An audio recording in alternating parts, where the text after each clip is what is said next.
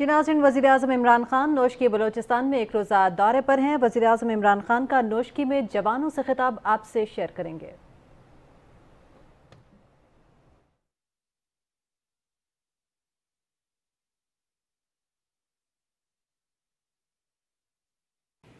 بسم اللہ الرحمن الرحیم۔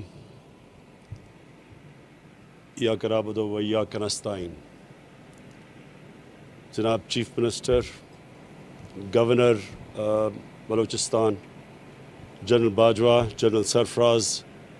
فیڈرل منسٹرز اور میری فوج کے جوان، میں سب سے پہلے خراج تحسین پیش کرتا ہوں جن ہیرو سے بھی میں نے ملاقات کی، جنہوں نے دہشت گردوں کو نیوٹرلائز کیا، جنہوں نے باقی لوگوں کی جانیں بچائیں، جو مجھے علم ہوا کہ وہ فیملیز کی طرف جا رہے تھے۔ تو میں خاص طور پہ آج آپ کو خراج تحسین پیش کرتا ہوں۔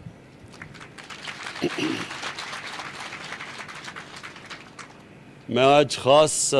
نوشکی اس لیے آیا ہوں کہ میں اپنی پاکستان کی فوج کے جوانوں کو ایک پیغام دینا چاہتا ہوں کہ ساری قوم آپ کے ساتھ کھڑی ہے۔ جس طرح کی جو دہشت گردی کی جنگ میں پرفارمنس ہماری فوج نے دی ہے، ہم نے اور بھی دنیا میں دیکھا، افغانستان میں دیکھا کہ کسی فوج نے اس طرح اتنے مشکل حالات میں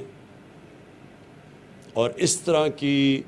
جنگ لڑ کے اور ملک کو محفوظ کیا دہشت گردوں سے، اس کی مثال اور دنیا میں نہیں ملتی جس لیول کی جنگ لڑی گئی۔ اور ہماری ماشاءاللہ فوج کو جو تجربہ ہوا، میں سمجھتا ہوں کہ ہماری ساری قوم میں یہ اعتماد ہے کہ کوئی کسی قسم کی دہشت گردی پاکستان میں کامیاب نہیں ہو سکتی۔ اور میں اس لیے آج آپ کو یہاں نوشکی آ کے اپنی قوم کی طرف سے بتانا چاہتا ہوں کہ ہمیں آپ کے اوپر پورا اعتماد ہے، اور جس طرح آپ نے یہ 2003-04 کے بعد جس طرح یہ ملک کو محفوظ رکھا، ہمیں پورا اعتماد ہے کہ ہمارے ملک میں کوئی کسی قسم کی دہشت گردی کوئی نقصان نہیں پہنچا سکتی۔ میں آج اس لیے بھی آیا ہوں کہ اپنی ایف سی کو میں آج یہ پیغام دوں کہ ہم نے آپ کی اور رینجرز کی تنخواہوں میں 15% ہم نے اب اضافہ کیا۔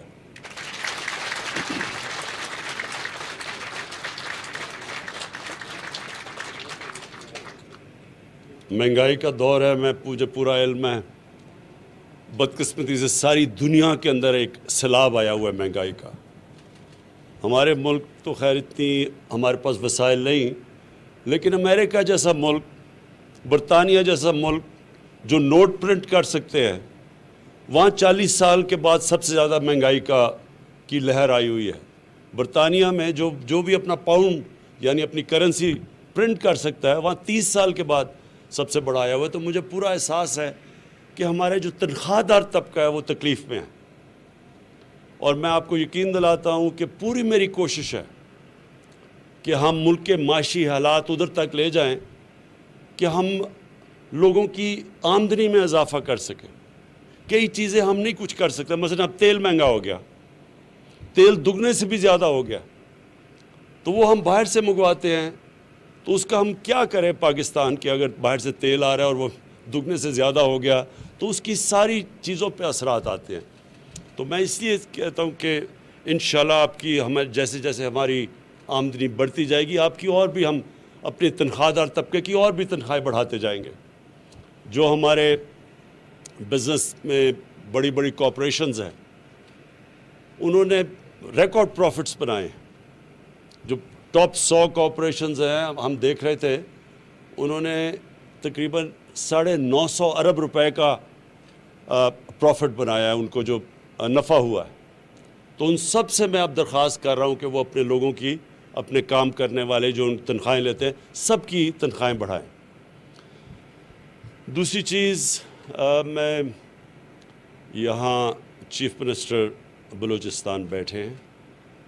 मैं इनको अश्योर करना चाहता हूँ कि कोई भी पाकिस्तान की जो डेमोक्रेटिक गवर्नमेंट आई है, मुझे एहसास है कि थोड़े से फेजेस में कई दफ़ा मिलिट्री गवर्नमेंट ने बलूचिस्तान में ज़्यादा काम किया, लेकिन किसी भी डेमोक्रेटिक गवर्नमेंट ने इतना काम नहीं या इतने फंड्स बलूचिस्तान में नहीं लगाए होंगे जो हमारी इस हुकूमत ने लगाए हैं। जो सबसे ज़्यादा बड़ा प्रोजेक्ट हम अब कर रहे हैं और जिससे बलूचिस्तान के लोगों को बहुत फ़ायदा होगा, जो फेडरल गवर्नमेंट का प्रोजेक्ट है, वो चमन से लेके कोयटा और कराची का एक पूरा हाईवे बना रहे हैं, जिसकी हमने पैसे भी एलोकेट कर दिए हैं और इंशाल्लाह इससे बलूचिस्तान के लोगों को बहुत फ़ायदा होगा। बड़ा सूबा है, बड़े बड़े फासले हैं, आबादी कम है, इसके अपने चैलेंजेस हैं, लेकिन मैं फिर से आपको श्योर करता हूँ कि जैसे जैसे, और अल्लाह का शुक्र है रिकॉर्ड टैक्स कलेक्शन हुई है इस बारी और होती जा रही है, जैसे जैसे हमारी आमदनी बढ़ती जाएगी, बलूचिस्तान के ऊपर और बलूचिस्तान के लोगों के ऊपर हम ख़ास तौर पे तवज्जो दे रहे हैं, क्योंकि वो पीछे रह गए हैं। और जो भी इलाके पीछे रह गए हैं, जिस तरह हमारा जो पुराना कबायली इलाका था, वहाँ के लोग पीछे रह गए, उनके लिए भी हम पूरी कोशिश कर रहे हैं कि हमारी फंडिंग जो हो वो सारे उन इलाकों पे जाए, जैसा गिलगित बल्तिस्तान है वो पीछे रह गया। इन सारे इलाकों के ऊपर हमारी कोशिश है कि जैसे जैसे हमारी आमदनी बढ़ती जाएगी, हम इन इलाकों के ऊपर पूरी तवज्जो देंगे। मैं आखिर में अपनी कौम को एक पैगाम देना चाहता हूँ, इधर आके नोश की आके इसलिए कि फिर हमें जो ये दहशतगर्दी का जो ये वाक़या हुआ, ये सारी इसका बहुत, मैं तो चाइना में था जब मुझे इसकी ख़बर मिली, तो मैंने तभी फ़ैसला किया कि आते साथ ही चाइना से मैं पहले आके नोश की आऊँगा और अपने जवानों को बताऊँगा कि आप अकेले नहीं हैं, आपके साथ पूरी कौम भी खड़ी है। और कौम ये अल्लाह में मानने वाले लोग हैं। हमारे लिए जब हम अपनी कौम के लिए जो भी अपनी जान देता है उसकी तो एक ख़ास रुतबा होता है। जब हम कहते हैं अल्लाह सीधे रास्ते पर लगा, उनके रास्ते में जिनको तूने नेमतें बख्शी, तो पैगम्बरों के रास्ते के बाद जो बहुत बड़ा रुतबा है वो शहीदों का रुतबा है। तो मुसलमानों के लिए तो ये बहुत बड़ा एजाज़ होता है कि जब अपनी कौम के लिए कोई भी अपनी सबसे बड़ी कुर्बानी अपनी जब जान की देता है। लेकिन ये भी आपको एहसास होना चाहिए कि कौम भी आपके साथ खड़ी है। और सारे लोगों ने मुझे, जब उधर भी था, मुझे मैसेजेस एकदम आई कि किस तरह दिलेरी से दहशतगर्दी का मुकाबला किया। और मैं चीफ मिनिस्टर साहब आपको भी ये कहना चाहता हूँ कि हम इंशाल्लाह यहाँ डेवलपमेंट इतनी कर देंगे बलूचिस्तान में आने वाले दिनों में कि ये जो लोग इसको इस्तेमाल करते हैं, और हम सबको पता है कि ये ख़ुद नहीं कर रहे हैं, इनके पीछे बाहर वो कूवते हैं जो चाहती हैं कि पाकिस्तान के टुकड़े हों, तो ये पीछे से भी फंडिंग है इसके लिए। तो इंशाल्लाह हम इनके अपने बलूचिस्तान की आवाम के लिए वो काम कर जाएंगे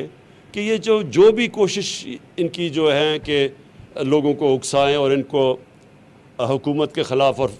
अपनी सिक्योरिटी फोर्सेस के ख़िलाफ़ खड़े करें, इंशाल्लाह वो काम इतना हो जाएगा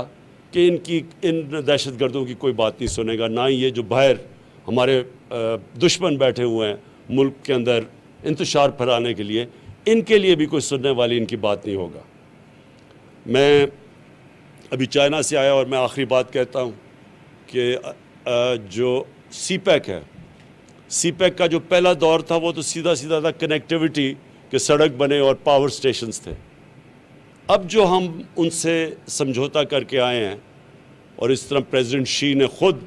इसके ऊपर पूरी तरह हमें एश्योरिटी दी है कि जो अगला फेज़ है उसमें सबसे ज़्यादा बलूचिस्तान को अब फ़ायदा होगा, क्योंकि अब वो फेज़ है इंडस्ट्रियलाइजेशन का। मुल्क की दौलत में इजाफा तब होता है जब इंडस्ट्रियलाइजेशन हो। अभी तक पाकिस्तान में आज से 50 साल पहले जो बड़ी तेज़ी से इंडस्ट्रियलाइज हो रहा था पाकिस्तान, बदकिस्मती से वो पीछे रह गए, हम ट्रेडिंग मुल्क बन गया। اب جو انڈسٹریلائزیشن کی طرف ہم جا رہے ہیں, اسپیشل اکنامک زونز, اب یہ جو اگلا فیز سی پیک ہے وہ انڈسٹریلائزیشن کا ہے. وہ جو دنیا ٹیکنالوجی کی طرف, انفارمیشن ٹیکنالوجی کی طرف تیزی سے آگے جا رہی ہے, اب وہ انفارمیشن ٹیکنالوجی کا ہے. اور پھر جو چائنا ہماری پوری مدد کر رہا ہے اب زراعت کے اندر, ایگریکلچر کے اندر, اگر جو پروڈکٹیوٹی یعنی جو وہ پیداوار لیتے ہیں اپنے ملک میں, اگر ہم اب یہ سوچیں کہ وہ 2-3 گنا زیادہ ان کی پیداوار ہوتی ہے, ہم اگر اپنی پیداوار آدھی بھی بڑھا دیں تو آپ یہ سوچیں کہ پاکستان اناج ایکسپورٹ کرنے والا ملک بن جائے گا. تو وہ اب ہم اس فیز پہ چلے گئے ہیں کہ وہ اب ہم سی پیک جو فیز 2 ہے اس میں technology transfer, information technology, industrialisation, اور سب سے بڑی بات جو زراعت جس کے اوپر ہمارا اکثریت ہمارے ملک رہتی ہے, تو اب اس کے اوپر ہم اس کی پروڈکٹیوٹی بڑھانے کے لیے اب ہمارے وہ سی پیک فیز 2 کے اوپر ہم چلے گئے. میں پھر سے اپنے جوانوں کو آپ کی جو دلیری ہے, جو میرے وہ 4 ہیرو کھڑے ہوئے ہیں, ان کو اپنی ساری قوم کی طرف سے پھر سے خراج تحسین پیش کرتا ہوں.